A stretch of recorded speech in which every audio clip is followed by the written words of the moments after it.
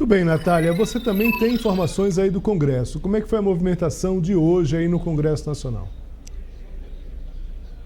Pois então, hoje aqui, na verdade, se conseguiu o governo, que também vê nessa aprovação a Comissão de Constituição e Justiça, aprovou agora há pouco, numa votação bem apertada, aquela regulamentação, né, dos jogos, a liberação de cassinos, bingos e jogo do bicho no Brasil.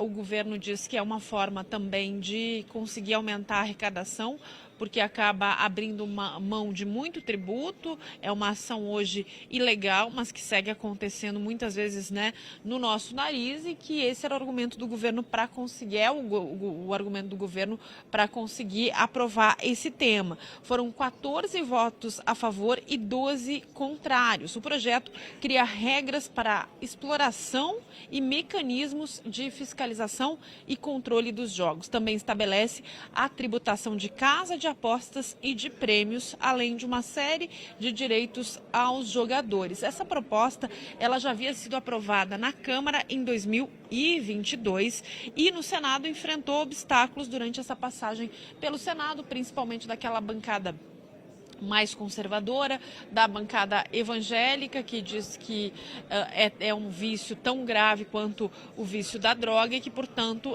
não poderia haver essa regulamentação desses jogos.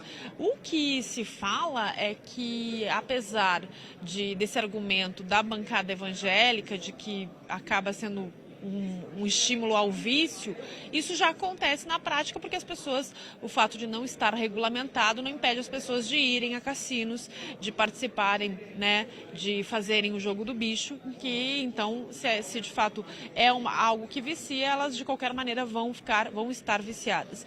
E que o que pode ser feito é um atendimento especializado para essas pessoas, sempre lembrando e com aquela ponderação do cobertor curto, que é o orçamento hoje da União, Léo. Pois é, Natália, esse placar na comissão pode influenciar aí a tramitação final desse processo? Porque, na verdade, existia Na semana passada, o que é que a gente tem de bastidores aqui em relação à semana passada? O presidente Bolsonaro chegou a ligar para alguns senadores para dizer o seguinte: olha, tem uma rejeição, uma pressão da bancada evangélica para que esse projeto não avance. E aí, se estava para votar na semana passada, acabou se desistindo de votar na semana passada, né? E hoje, de fato, o projeto é aprovado, mas aprovado com uma certa divisão. Como é que isso, pela tua apuração, ele vai se estender agora, porque vai para o plenário de qualquer forma, né? Tem um lobby muito forte aqui de quem é contra essa proposta.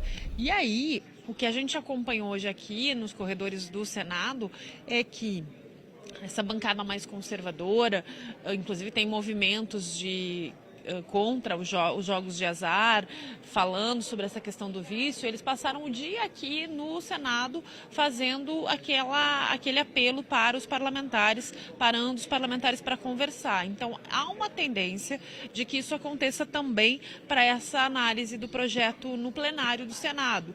Agora, há um movimento de que exista a articulação do governo, porque é uma das propostas para ampliar a arrecadação, inclusive quando o presidente do Senado, Rodrigo Pacheco, numa das falas dele, quando deu toda aquela polêmica da MP do fim do mundo, uma das propostas que ele cita como exemplo para aumentar essa arrecadação é a criação dessas regras para fazer com que essa regulamentação acabe, né, termine com um aumento de arrecadação por parte do governo. Do outro lado, a bancada de oposição e mais conservadora usou argumentos interessantes durante o dia de hoje, que é a Receita Federal, que órgãos, né, técnicos do governo federal, como a Polícia Federal, eles argumentam que regulamentar os jogos de azar seria uma fórmula, um estímulo à lavagem de dinheiro, porque já é uma forma encontrada por muitas facções e criminosos que querem lavar o dinheiro, que eles acabam, um dos investimentos é esse. Do outro lado da equipe econômica, o argumento é, hoje essas organizações criminosas, sim, elas lavam dinheiro de muitas formas, inclusive no comércio, né, com postos de combustíveis, enfim, empreendimentos que nunca se sabe quem é o dono real e verdadeiro, então que isso já acontece. Existem, mesmo naquelas situações de regulamentação, de negócios que podem funcionar, eles conseguem fazer a lavagem do dinheiro, inclusive nesses negócios. Então, que não tem como medir se a regulamentação dos jogos vai estimular ou não essa lavagem de dinheiro por parte dos cassinos, jogo do bicho e etc.